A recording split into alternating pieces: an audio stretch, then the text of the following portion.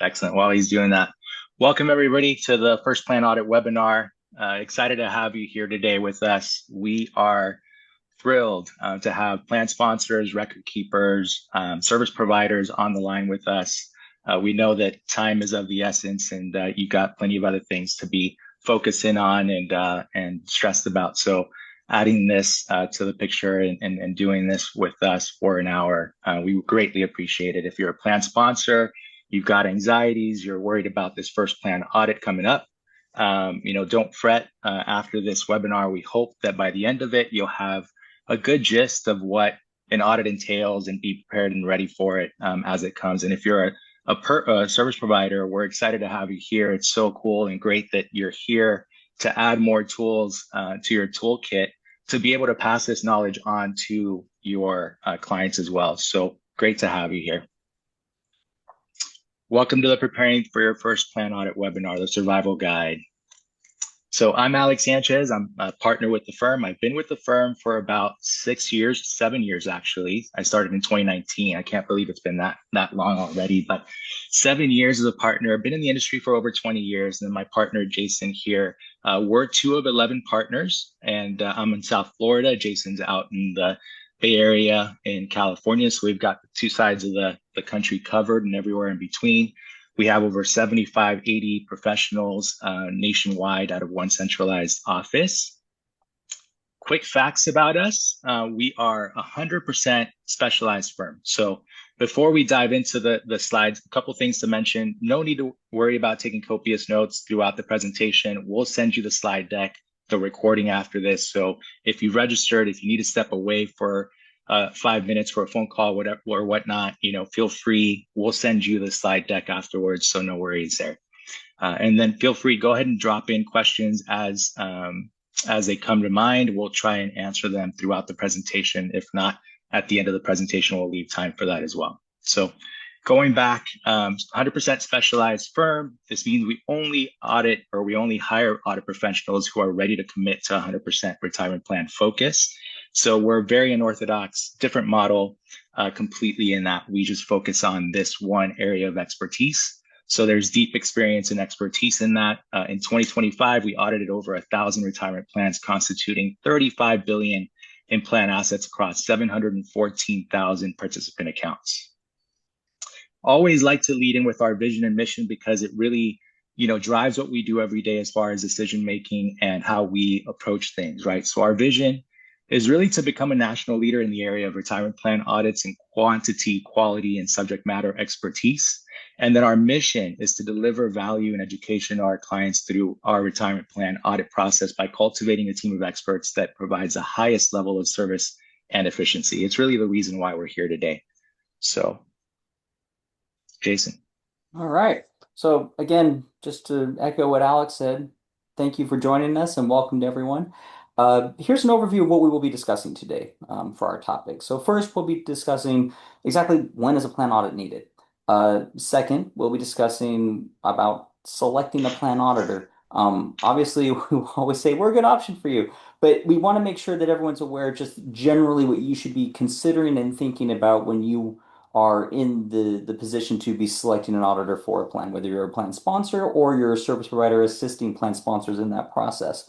We're going to discuss the DOL audit quality study, what it is if you're not familiar with it. And if you are familiar with it, we want to make sure everyone's on the same page in terms of its implications and why you, as a plan sponsor or service provider, even as a non-auditor, should care about the DOL quality study.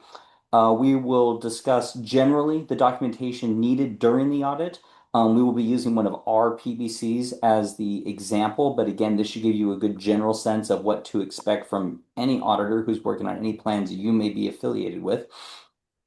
We will be talking about how the plan service providers can help with the audit process. So if you're a plan sponsor, how you can look to your service providers to help you. And if you are a service provider, better understand how you may be able to help your plan sponsors meet their audit obligations. We will then discuss common audit findings. What are the most frequent problems we run into with these plans? If you get an audit finding letter, you are not alone. I'll just lead with that. And then finally, we will conclude with generally the audit timeline. We will use our timeline as an example, but this is still a general timeline you should be thinking about in terms of just general order of process. Thank you, Alex. So starting with that question of who actually needs an audit in the first place.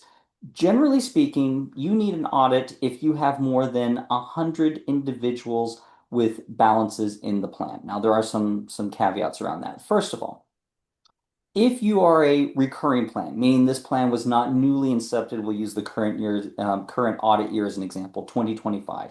If your plan was incepted in 2025, then if you have more than 100 participants, sorry, 100 individuals with balances, we'll talk about that distinction in a moment, at the end of that first plan year, you need an audit. However, let's say the plan began in 2024 and the plan has grown between 2024 and 2025. That question of whether or not an audit is needed in 2025 is then based upon the total number of participants or individuals with balances as of the beginning of that plan year. So generally speaking, we're looking at the beginning of the plan year again, unless it's a newly incepted plan. Now, in terms of how many people are we looking for here? It's not based on assets, based on people. Um, if you have a plan that is newly incepted, the magic number is 100.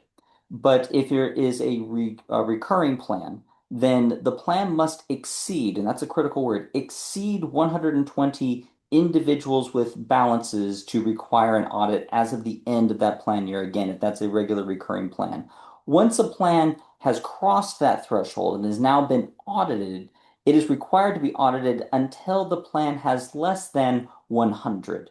Again, less than 100, not 100, less than 100 individuals with balances to no longer require an audit. That dynamic there, of the 120 to 100, that's part of the 80-120 rule.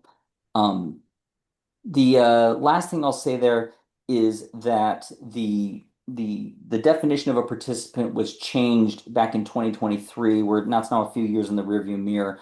But the 5500 itself does still refer to individuals with balances as well as the participants, and those have two different meanings to them. So be very careful when you're looking at this. It is the number of individuals with balances that drives the audit requirement. I thought I saw a hand. Did that go away? Let's see. Nope. Okay. Nope, we're good. Okay, go ahead and we move on then, Yeah. Alex. So when it comes to then selecting an auditor, some things to consider. First of all, your corporate auditor may not be your best choice. And that's not because they're not good people, and it's not because they're not competent. It's because this sort of work it's very niche. And as we'll discuss with the audit quality study, if a firm is not doing a sufficient volume of this work, there may be some issues with the audit itself being performed. And again, we will discuss why you should care about that as a plan sponsor or service provider supporting a plan. The other aspect is that when you have a general service firm, you get pulled in many different directions. While, yes, Pension Assurance is a firm that focuses solely on employee benefit plan audits, most of us here, including Alex and I, we are what I would call recovering corporate auditors. We used to do general audit work in addition to employee benefit plan audits. And just dealing with the commotion of switching gears from one season to another, it's challenging. It's time consuming. You're always fighting over resources. Like it's just it introduces turbulence that really can gum up the efficiency which otherwise should be surrounding this type of work. Just being honest and having lived that experience. Um, Generally speaking, employee benefit plans have continued to become more technical, more scrutinized with additional regulatory kind of pressures around them. And on top of that, if you look back 10 to 15 years from right now, there's fewer than half as many firms, numerically, half as many firms now doing employee benefit plan audits as there were 10 to 15 years ago. But the number of audits being performed has not decreased, it's increased. So there's more work being done by fewer enterprises. And again, as we'll see in the DOL audit quality study, if you are not doing a sufficient volume of work, there is an increased risk there as an auditor that there will be deficiencies in those audits. And again, we will discuss why that's important to you guys. DOL work paper inspections. So the DOL visits plan sponsors and looks at plans. They also inspect and look at work papers at auditors, and we'll be talking about that here in just a moment. But more importantly, uh, when they inspect a firm's work, if they reject that work, that can have some serious consequences for the plan sponsor, and you don't want to ever be caught in that situation. And then finally, peer reviews. So the auditing profession likes to inspect itself, and we try and get around that whole like, how can you inspect yourself and still actually maintain any type of quality? By we have separate, like we have another firm completely unrelated to us that looks at our work papers. But those peer reviewers can only look at the work in proportion to the revenue earned. So if you're a large national firm, you may audit over 1,000 benefit plans, but that might make up less than 5% of your total revenue. So the peer review may not even look at it. And it's not because anyone's trying to do something nefarious or hide anything. It's just a game of numbers. Whereas when we get inspected from a peer reviewer, that's all they're looking at is employee benefit plan audit work. So it's important to know like how important is this benefit plan audit work, I think would be the primary takeaway to the auditors with whom you're working. That will dictate your scheduling availability, the amount of attention you're going to be able to get, and potentially the quality of the individuals that'll be working on it. So again, why that's important to you. Go ahead. So here's the DOL audit quality study. General takeaway here, as you can see, the deficiency rates have been over 30% for the last 20-ish years. We improved, use that term loosely, between 2014 and 2023, but going from 40 to 30% of deficiencies, I'm like, I guess a pat on the back, but it still doesn't feel terribly great. Those are high percentages, but there's more to it than just these figures show outright. If we can go to the next slide, we can see that. So you can see that the vast majority of those deficiencies that are identified, they're with the firms that are doing 25 or less. 1 to 2 is really danger zone. That those are firms that are probably doing the benefit plan audit work because they're just trying to, for lack of a better term, protect their turf. They don't want other auditors to come in and take that work and put other revenue streams at risk. And so they just do it to kind of keep the walled garden safe and secure, but that can have dangerous consequences for the clients that they work with. And so it's really important to make sure that when you're looking for a firm that does employee benefit plan audits, the magic number, generally speaking, needs to be 100 plans or more. Now, there are some fantastic sole practitioners, some of whom I know, who do not do 100 plans, and I trust them to do great work. But that is the exception. That is not the rule. The information very much bears out that you need to be looking for a firm that does a sufficient volume of these. Also, a sufficient volume of these also can help to indicate that they take this work seriously, that this is something that they're actually going to place an emphasis on, and they're going to make sure that you have this appropriate and sufficient resources assigned to your audit so that these things are going to be done effectively and efficiently. I don't think there's anything else I want to talk about that. So here we go. So what happens if an audit filing is rejected as a result of DOL inspection? If a filing is rejected or if a firm's filings in general are rejected, then you as plan sponsors, congratulations. If you like paying for one plan audit, now you get to pay for another audit by another firm. And I know that would be a cost that I would be very grumpy about being stuck with. Um, but that I think that's the most prominent impact that a failed employee benefit plan audit inspection by the DOL could result in for a plan sponsor. I would also argue that not having a auditor who is familiar with the nuances of employee benefit plan audits, you're leaving some value on the table. We have the advantage of seeing hundreds, maybe even thousands of plans during our careers, depending on how long we've been doing it. And so chances are we will have seen the mistakes that we're encountering elsewhere. And we can help make sure that plan sponsors or service providers supporting plan sponsors are able to navigate and address those effectively and efficiently. We want to make sure we're being respectful of everyone's time when it comes to this work. And with that, I turn it back over to Alex. Awesome. Thank you, Jason. Mhm. So what do we want to ask for when we're looking for an auditor, right? These are the lists of things that we think would be appropriate and good to ask for. of auditors before hiring an auditor. How do you find a quality retirement plan auditor? So laundry list here, but number of plans and types of audits is an important thing to ask for sure. Like we mentioned earlier, we audit 1,000 plans. There's some plan auditors that don't audit as many, but are good quality firms, but good to ask that question for sure. Amount of plan-specific training processed by the CPA, firm commitment to plan audits, what percentage of the revenue is from EBP, specific team experience, who will work on your audit. That's an important aspect as well. Firm membership of the Employee Benefit Plan Audit Quality Center, very important as well, because there's a direct correlation between the quality of audits that are performed and the fact that they're part of the Employee Benefit Plan Audit Quality Center. Status of the CPA license as well.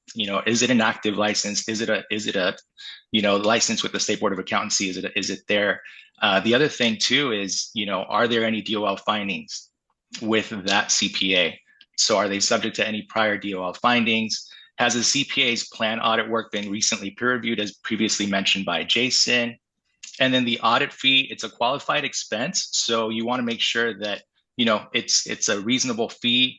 And if you have forfeitures in the plan, you can use the forfeiture money to pay for the plan expense. So just make sure that it's part of the plan document that it's covered. But those are all important questions to ask. And so you don't want, what tends to happen is that you as a plan sponsor may find out you need an audit. And the first thing you do is call your CPA firm and say, hey, can you handle this audit for me?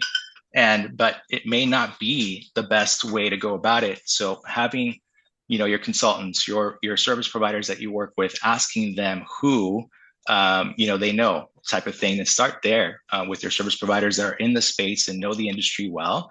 I think that's a great way to go about it, instead of just calling your CPA, who may just dabble in the space and have one or two plans, because you might end up in a precarious situation. Next slide here. So 103A3C audit. What is it, right? You see it in your engagement letter. You'll see it in your representation letter. You'll see it in the financial statements when they come out. So you'll see it often, but what the heck is it, right? So is it even an audit? If for those of us that have been in the industry for a while, you've heard the terminology of limited scope audit. That's what the 103A3C really is. It's a replacement for that. So it was formerly referred to as a limited scope audit. It doesn't mean that we're doing no work on the audit, or that it just means that we're not testing the investments. And so to put it in layman's terms, all these companies, these financial institutions that are qualified, like your Principal, your Fidelity, Empower, ADP, they all are audited for those investments, the mutual funds that are in those plans, at a higher level, at that corporate level. So why would you have us auditors who are auditing these retirement plans audit the same investments over and over and over again? It makes no sense. So I'd say about 99% of the plan audits that are performed are limited scope or 103A3C audits. So I know it's a tongue twister. I don't know why they called it 103A3C and they named it based on the section of the codification of the rule instead of just calling it limited scope versus full scope. It was a lot easier to understand back then. But just know that when you see it, no need to freak out. It doesn't mean that it's not an audit. It's pretty standard.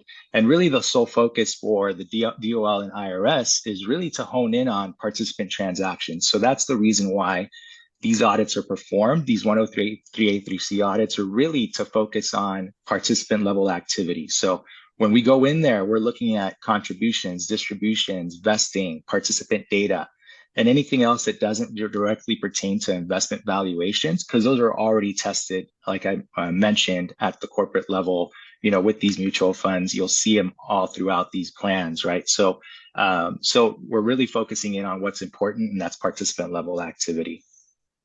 It's all still in scope. So there's a lot that gets reviewed and looked at. And you'll see that as we go through the slide deck and we talk about common audit findings, our list of items needed, you'll see all the things that we look into as part of these audits. Hey, Alex, we actually have a question on this, if you don't mind me just reading this. Yeah, go for it. It says, if we are new to audits, how would we know which type of audit we need, limited versus full scope? Great question. What is a good way to evaluate if their cost for the audit is a fair price? Great question. So if you're with a financial institution that's well known and qualified, and they can provide a complete and accurate certification letter, then you would perform a limited scope audit. You can choose to do a full scope audit, but it will cost more to do because you're testing the investments, right? So what I would do is reach out to your service provider and find out, hey, I need an audit. Can a limited scope audit or a 103A3C audit be performed? And once you run the question by them, they'll be able to certify and let you know, yes, we have a certification letter to go along with our audit package, which allows you to do a limited scope or 103A3C audit. And so that's how you can determine. You can also run the question by your proposed CPA. They can ask questions, and once they identify that you are with a qualified institution, they'll be able to verify that for you as well. So many ways to slice the pie, but yeah, it's a lot more cost effective for sure. And before you move on, just the other piece of that question there about a fair price, I think as much as I want to quote a price here, the problem is that there's an enormous number of variables that are in play Oh there. yeah, And so I think that's one of those things that I'm unfortunately, while I like the question, I'm hesitant to answer it here in this venue. But if you reach out to Alex and I for sure. directly, which I think our contact information is at the end. But Yep, if you reach out to us directly, we're happy to walk through some more specifics and give you kind of a better lay of the land there, because that's a very fair question. And yeah, I think that's all I wanted to opine on. So go sure. ahead, Alex, you're good. Yeah, good stuff. Okay, so how to leverage service providers. One thing that we love to do is to leverage the service providers that are already surrounding the plan. So there's a lot of parties involved. You've got your financial advisor, your TPA, record keeper, and the plan sponsor, right? So the financial advisor typically will provide copies of minutes. They'll maintain a fiduciary folder containing other plan documents. The third party administrator will provide the 5500 compliance testing. They'll also have copies of plan documents. The record keeper custodian maintains participant and plan level reporting, should provide auditor access to the website. That's one of the things that we asked for initially during a kickoff call, is to try and set up auditor level access so that we can pull, I'd say about 75–80% of the information directly from the record keeper. So you, the plan sponsor, don't have to go chase that information down. Just trying to be as efficient as possible and limit the request and be as efficient as possible. And then you, the plan sponsor, prepare the deposit schedule, which I'll go over on the next slide, and provide a copy of the fidelity bond, provide access to payroll registers, and we'll go through the PBC list so you can kind of see what are the things that we asked for. And so here it is. So it'll look like a laundry list, but don't fret, don't worry. A lot of this information can be obtained through other parties as well, but these are the ones that are under the plan sponsor column on the far right. If they say plan sponsor, we put that in there because it should be maintained by the plan sponsor, but it doesn't mean that's the only way that we can retrieve that information, right? So this is remind you for a first year audit. So you've had prior year experience, prior year activity. So the prior year 5500, the first one, we can pull that from the DO website ourselves with the plan name EIN. That's all public record if it was filed. But the prior 5500 is one. And why do we ask for 2024 information when we're auditing 25? That's really because we have to get comfortable with the opening balances. And so as part of that the start of the audit, you have to get comfortable with the opening balances in order to roll forward and start the audit for 2025. So some of these requests, you'll see their 2024 payroll reports with item 3 and 4. Item 6, you see if the prior year was not audited by another firm, please provide the 24 non-discrimination testing. We'll want to see if there's any uncorrected errors, things like that, or unrecorded liabilities that need to be posted to the 2024 year before we start the 25 year, right? And so that's why we ask for those things. But again, item 6, if you don't have it, we can reach out to the TPA and get that directly from them as well. And then item 7, the fidelity bond crime policy showing that the investments are covered in the plan. So we'll want to see that. We'll want to get a copy of that. And that should be on your 401k or fiduciary folder maintained as well, along with the plan documents. So the plan documents consist of the adoption agreement, the basic plan document, the IRS opinion determination letter, which qualifies the plan. It's an IRS qualification letter. Item 10, plan amendments. So that's in addition to the plan document, you have your plan adoption agreement, any amendments that happen after that, you'd want to be able to provide that. The summary plan description is the plan document in layman's terms that goes out to the employees. So that's a much summarized form that shows all the provisions of the plan. Meeting minutes, we can reach out to the advisor, but those are typically maintained by the plan sponsor as well. Any contracts or with service providers, service agreements, those we'd want to get as well, because we're going to be testing for fees and fee arrangements and things like that for reasonableness. Auditor package, you'll see a lot of those come from the record keeper, so I won't spend too much time on that, but just wanted to let you know that that's out there as well. The audit package is consisting of the complete and accurate certification letter, which I mentioned allows us to the 10383C audit, the plan statements, participant detail, and then you'll see, I won't read these off, but I want to really spend more time on what plan sponsors will want to have. And so you can read those things off. And if you have any questions on these, feel free to throw your question in and we'll answer what it is. But items 25 to 27 are more ad hoc items in case you do have these features in the plan. So if you have a non-elective profit sharing calculation that goes into the plan contribution, then we'd want to get support for that, a detailed schedule. What was the company's discretionary matching formula? So if there's a matching formula there, we want to be able to recalculate that. So if we can get that that formula so that we can do our test work of the match contribution, that would be perfect. Then you've got the company contribution true-up calculation. So sometimes you have a true-up that happens after the end of the year. So sometime in 2026, you'd have a true-up calculation and contribution to true up 25 activity, match activity. And if that's the case, we'd want support for that as well, especially if it's a material number, we would want to test that. Additional items, payroll registers. So these are payroll reports are not going to be able to be provided by the record keeper or TPA for the most part. So that's why these fall on the plan sponsor's plate. But you've got your last year-to-date payroll register, your year-to-date payroll report, copy of the pay code legend number 30 for pay codes in use. So there's a lot of earnings codes that feed into the 401k plan, and Jason will talk about definition of comp a little bit. So that's why that is on there. Copy of the 12/31/25 census data that gets submitted to the TPA. We'll want to make sure that's complete and accurate. So you want gross wages per the census data to tie into your year-to-date payroll, because that's one test that we'll do to make sure that census information is inclusive of all the employees, whether they're participating in the plan or not.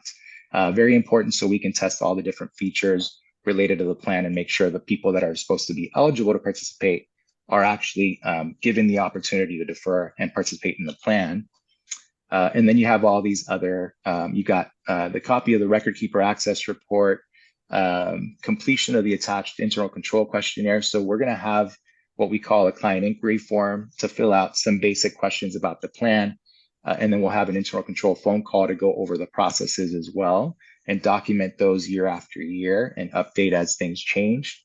And then the 10383C acceptance letter, which is basically a reviewed letter by you sent to us on your letterhead to basically show that you understand what that the fact that we're doing a 10383C and that you affirm the fact that you've got a qualified institution intact to be able to allow us to perform the 10383C. So it's basically your understanding of the 10383C concept. Here's the deposit schedule that was mentioned in the PBC schedule. So this, I know it looks crazy. If you haven't maintained this report before, it's okay. A lot of this information can be pulled directly from the record keeper ourselves. And so oftentimes we'll do that. But it's good to know that this is out there and this is something that you should, we suggest that you maintain and perform, because it's our way of being able to test the timeliness of contributions.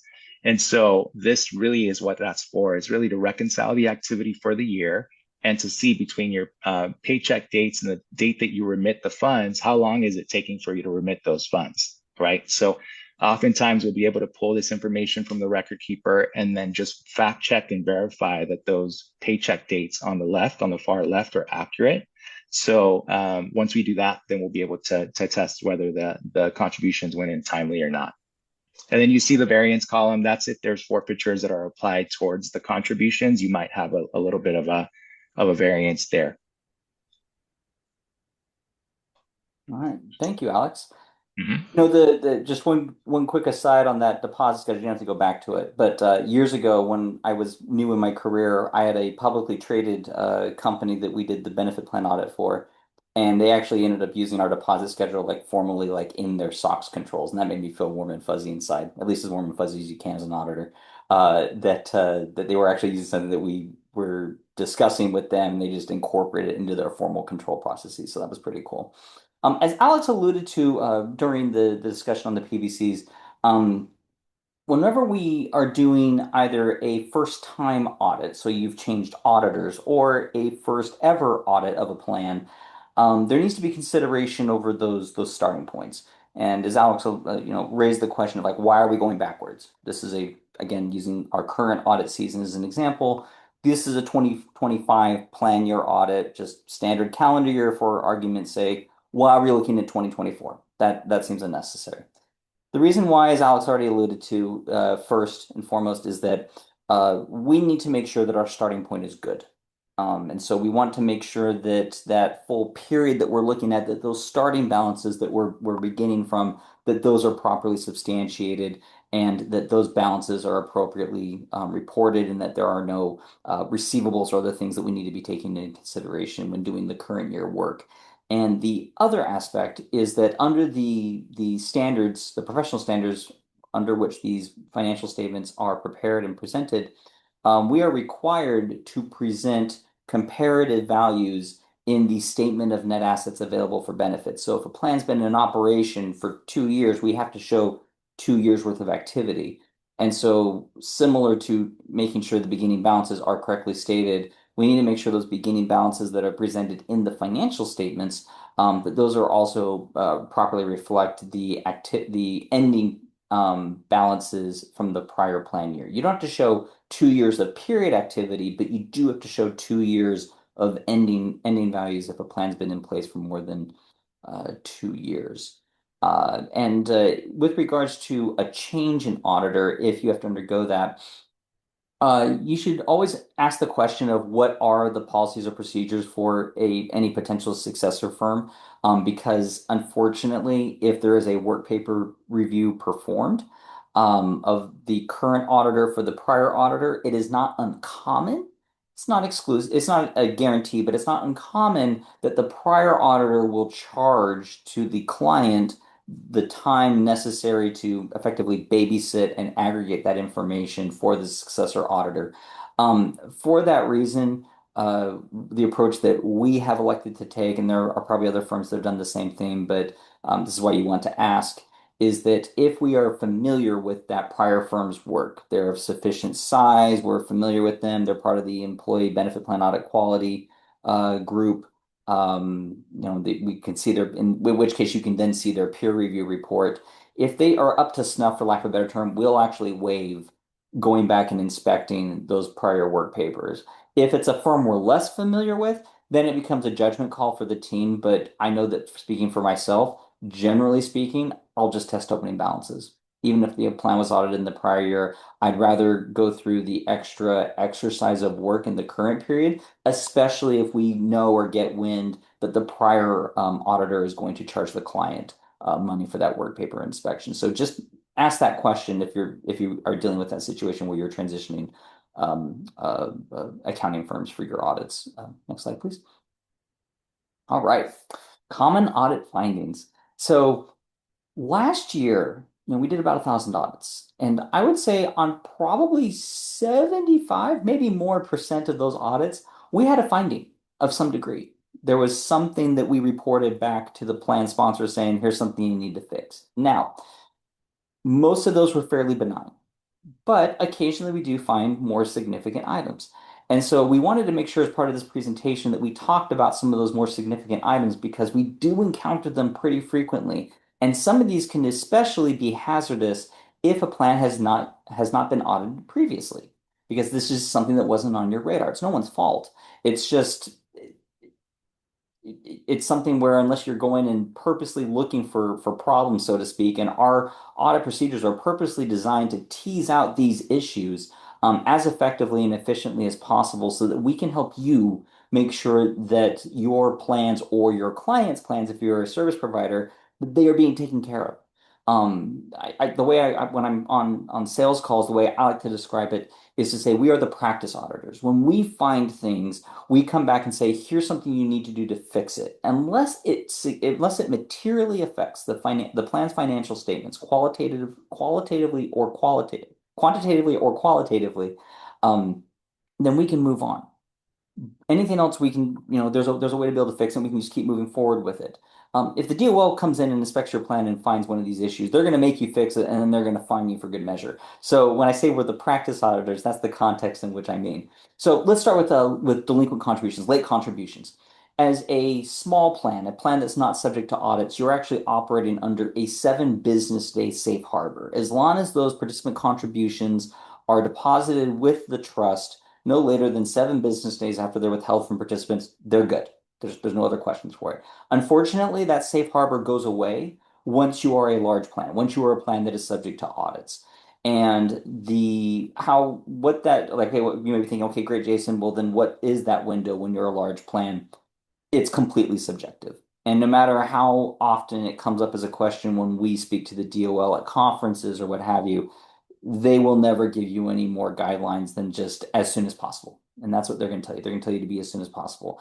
Practically speaking, they're going to look at compared to your other remittances during a given year relative to those. Have you been able to get them in timely? But if you're consistently not getting them in very quickly, just to throw a number on it, more than 5 business days, you're probably going to take some heat for that and you're going to have to answer some questions. Again, this is only a real problem if you're inspected by the DOL, but from our perspective, we feel we would be remiss if we did not raise that alert with you and at least put that question in front of plan sponsors so that they can then make an informed decision about what they want to do with these, whether they call them delinquent or not. But delinquent contributions are something we find very, very frequently on all audits, especially on new audits that are being done for the first time.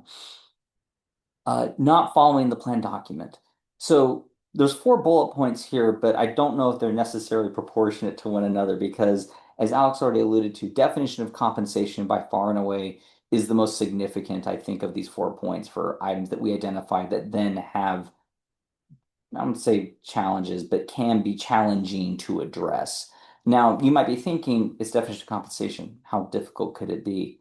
The challenge, I think, really comes from between designing a plan and then actually executing procedurally what's happening on a pay period basis. For example, during the COVID pandemic, I had a number of clients who, under very well intentioned, very well intentioned, created a bunch of pay codes around COVID challenges, threw them into their payroll system. No one thought to ask the question, are these eligible comp for the plan? In a lot of those instances, the plan had W-2 compensation, no exceptions. Well, those were all eligible compensation, and so therefore there should have been deferrals happening on that. I don't think anyone ever stopped to ask the question, can our system even do that? Can our payroll even handle that? And if it can, is it anyone telling it to do that? So that's just one, I think, relatively quick example of how definition of compensation can really clock you upside the head if you're not really paying attention to it. Um, just quick off the cuff suggestion would be if you've had a payroll change within the last year or two and no one's looked at that with real scrutiny to say, is the plan properly being processed through that, you should do that. Or if you're a service provider, you should have your plan sponsor, your clients do that. Because there's a non-zero chance that there are issues that are happening there. Eligibility vesting, we do see issues along those fronts. Really, forfeiture has been interesting because we only recently got a ruling from the IRS where there's now direction to use plan forfeitures by the end of the plan year following the year in which those forfeitures were generated. So now they're trying to basically say by the end of that following year, generally speaking, you need to have these forfeitures utilized in some fashion. Oh, we have a question. What is considered delinquent for deposits? Is it deposit delinquent after the payday? It's actually the time between It's actually the time between when the money is withheld from a participant and when it's deposited in the trust. That timing is what we're talking about there. So typically speaking, for most well-run plans, I would say that's, what would you say, Alex, like 2 to 3 business days, as if it's like really tight. I have some Yeah. clients that like preemptively process that and they get it in on the same day as payroll because they just don't want to monkey with it. Hmm. Um, I've heard from DOL inspectors that a rule of thumb they like to use is how quickly can you segregate your payroll taxes? Again, that seems that might seem a little strict, but it's like it really is this more like spirit of the problem where you want to be complying with it by just getting this stuff in really as soon as administratively possible. That's the terminology that they use. And so if you have anything that took longer than normal to be deposited into the trust, you want to be able to substantiate that that was as soon as administratively possible. What that is for plan to plan, that varies. Yeah, And there it's is subjective, but that's a great question. it also can be subjective, and it also comes down to risk tolerance too. This is again, these are the conversations I would hope and expect you to be having with your auditors. I know that for my clients, if they go beyond, generally speaking, 5 business days, I'm asking them, do you want to call this delinquent? And as long as they understand kind of what the risks are that they're bearing, if they do want to call some that took 6, 7, or 8 business days to get in, 10 business days to get in, because they feel that administratively that was the best they could do for whatever the circumstances may be, I say, okay, cool, document it. And then if you're ever pulled for DOL inspection, bring that documentation forward and say, no, no, no, we thought about this. And we still think we did as good as we could in terms of depositing these in the trust because of ABC. So it's just one of those things that they want you to be actively monitoring, actively engaged, so on and so forth. So I hope that answers your question. Unfortunately, this is kind of one of those gray zone questions. But I always like to make sure that my clients are as informed as possible before making a decision one way or the other. So I hope that works. Again, feel free to reach out to us if you have any more specific questions or if I did not sufficiently answer that. Sorry, going back to our listing here. Not following the participants' instructions. I think the key takeaway here is most plan setups that we see these days are automatically integrated, where participants are inputting their deferral rates in some sort of online system and it's automatically feeding into payroll. That system can be great. It can be very effective. However, if there is a miscommunication or the robots don't want to talk to each other anymore for whatever reason, things can get out of hand very quickly. So even if you have a plan that's highly automated, you want to make sure that you have at least some controls that are monitoring and making sure that things are operating accordingly. Same with automatic plan enrollments. This is now a mandatory requirement for all newly created plans. And so I expect there to be probably more automatic enrollment issues going forward. Also, with the eligibility question previously, with the long-term part-time rules now going into effect, I expect we're probably going to have more findings in that space because, again, it's just more complexity. There's more moving pieces here. And with that, I turn it back over to Alex to bring us home. Good deal. So often the question comes up, how long does this audit take, right? So what's the audit timeline look like? Are we there yet?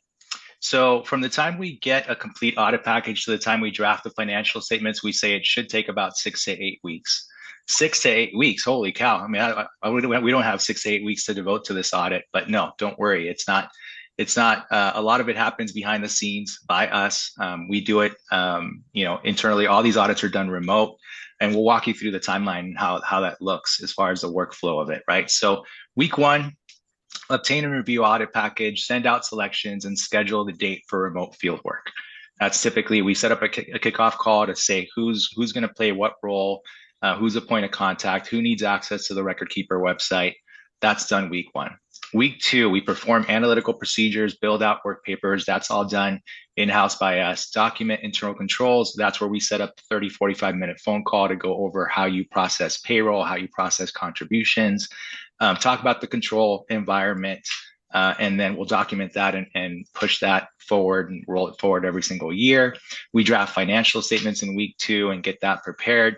Address any questions week three, if any. So any open items, any questions related to our PBC requests happen in week three. We try and hash that out. Week 4, prepare for field work. So that's virtual field work, and perform first review of work papers. That's all done by a quality control review by us. And then weeks 5 and 6, we wrap up work papers, perform testing with the payroll data that's provided by you all. Close out follow-ups, any follow-ups, anything that might pop up as far as findings, we'll hash out. We'll talk about how to approach those things. Perform a second review of the work papers. So that's another quality control review done at the partner level, and then they get drafted out so that by the time you get a draft, it's a clean product on your desk for review and approval. So that's, we say 6 to 8 weeks. A first time audit might take a little longer. And really, it's kind of a dance, right? You got to make sure that you're responsive to the auditors when they're putting out a request, and that it takes two to tango. So you want to make sure that, that's being, if there's a delay of 2-3 weeks in between requests, then of course, the audit's going to be delayed accordingly. So you just want to be as responsive as you can be. Audit quality correlation. So the DOL, going back, kind of summarizing what's important for the DOL in terms of hiring and assuring that you've got a quality audit solution. Number of audits, number of annual audits performed, again, it's an important aspect. We went through the DOL audit quality study and what that looks like, and the direct correlation there between the number of plans that a firm audits and the quality of the audit that you're getting. So they say standard, if you have over 100 plan audits annually, you're dealing with a firm that is reputable. They put some sort of, expertise or, resources. They allocate resources towards the EVP space, which you can feel comfortable that, you're hiring an appropriate auditor. We do over 1,000, so that's where we stand there. Firm revenue from plan audits. So if they're greater than 10% of the firm's total revenue, if they're allocating that much towards the EVP space, then you can feel confident, again, that you're dealing with a firm that has that niche as part of their practice. For us, it's 100%, right? We don't do anything else. We don't do consulting. We don't do tax work. We don't do corporate audits. I came from that world. Jason came from that world where we did these types of audits year round, and went from one deadline to the next. We spent a couple months out of the year doing EVP audits, and it felt like we were more generalists in the space and not really specialists. I've personally learned more over the past 5 years with pension assurance than I did my previous 16 because of that, because I was spending 365 days out of the year. All the education training is devoted to this space. Continuing professional education leading into that. We're required to put in 80 hours every 2 years in order to keep up with our CPA license. So the DOL says if there's 24 hours at least put into EVP, okay, you've got a baseline knowledge and are keeping up with the standard changes and things that are happening as they happen. For us, every firm partner and all professionals complete 40 to 60 hours annually. A lot of that, we go to the EVP AICPA conference every year, which takes a lot of that on. We get a lot of education there. We have DOL speakers that speak at those, which is very important. And then we also have internal training ourselves that we host for all our employees. And so that's how we get to those 40 to 60 hours annually. Leading the pack, just to summarize the key differences that set us apart. We're 100% specialized. We have, because we do 1,000 audits, we know what we're doing. We're not going to spin our wheels. Our industry competitive fees result from that. So with our greatly streamlined process and approach, we're able to deliver the industry leading expertise, service, and maximum value. Pain-free audits. We try and, again, leverage the service providers as much as we can to streamline processes. They also, appreciate the strong working relationship we have with advisors, CPAs, and record keepers, knowing who's who and who can provide what. Extremely important because, you don't have time to waste. So trying to streamline, minimize the requests. You're not dealing with a different auditor every year. There's chemistry, you're in sync. And so, having somebody that has experience under their belt to talk to is highly important when it comes to conducting these audits and executing them. Singular EVP audit focus. Our entire firm is dedicated solely to EVP audits, and we execute them with the highest level of commitment into quality. This is what we do. We signed up for this. This is we're laser focused on this, which means you're going to get a superior audit experience. We have a client feedback survey that we send out with every audit that we do, and we take those seriously. So, as clients provide feedback on what we could do better, whether it's technology, whether it's the workflow, whether it's communication. We're always cognizant of those things, and we have a true off season of 4 months from November to February, typically, to be able to work on what we can tinker with to make the process smoother for everybody. And with that, that is the end of the presentation. You have our QR codes to get onto our LinkedIn, the pension assurance page as well. Feel free to ask questions. You've got our office line, our emails. So, feel free to reach out with anything that you've got. I don't see any questions currently on there. It looks like we answered the questions that came up during the presentation. I see a hand raised. Yeah, feel free to drop the question in the chat and we'll answer it. Can they unmute themselves? Can they do that?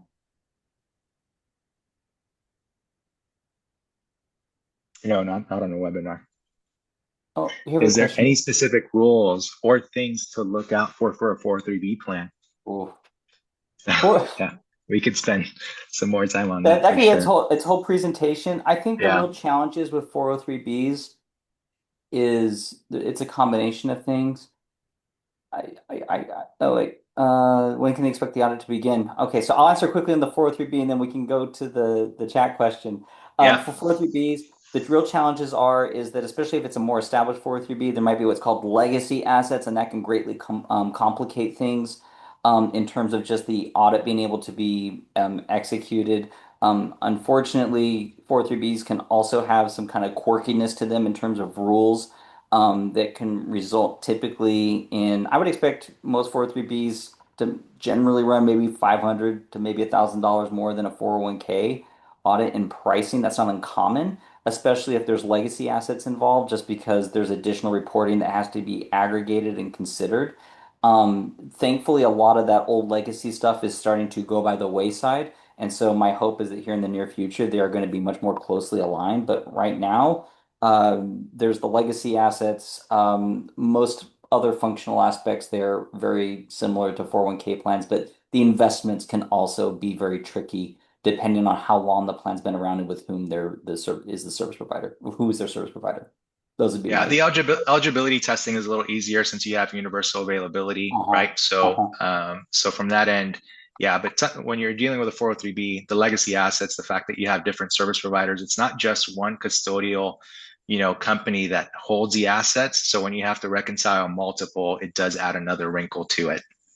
Yeah, so just be aware of that. But again, we're happy to be a resource, even if we're not the auditors on it. If you're like, hey, what's your thoughts on this? Or like, what should we be looking for? We're happy to give you our 2 cents on that, especially if it's a plan that's creeping up and will need to be audited soon.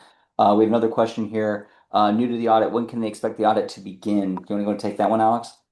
Sure, yeah. So really, as soon as the record keeper is ready to have and has the audit package available for us, we can get started. So there's some record keepers that'll put out their audit packages as early as February. We know like John Hancock is that way. There's a few others, right? Empower Fidelity, is another big one that Empower they've is been one of them. doing.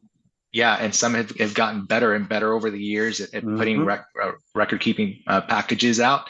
So as soon as they're ready, the good thing with us is that because we do this all year round, we can get started as early as February, March. So it's a luxury because you don't have to focus on getting the audit completed during the summer. If you've got other summer projects, vacations, projects, whatever you've got going on, hiring a firm that is solely dedicated to this affords you the flexibility to be able to meet the 7/31 initial deadline instead of having to punt it and try and get it done by 10/15 and racing the clock to get it completed, right? So as soon as you're ready, we can get started. And most firms, I'd say 99% of the CPA firms that are traditional in nature, traditional model, don't get started on these audits till June, July timeframe. So then, you're stuck having to wait, even though you've got your documents ready, you've got your payrolls already reconciled, everything, your compliance testing is done, and you've got your perfect folder there. Now you have to go back